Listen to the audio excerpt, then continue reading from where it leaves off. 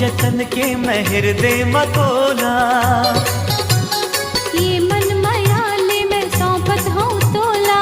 रखी हो जतन के महर दे मकोला, चल मैया के सुखर जिंदगी बसावो, नामा सुख के हम बिरवा लगावो।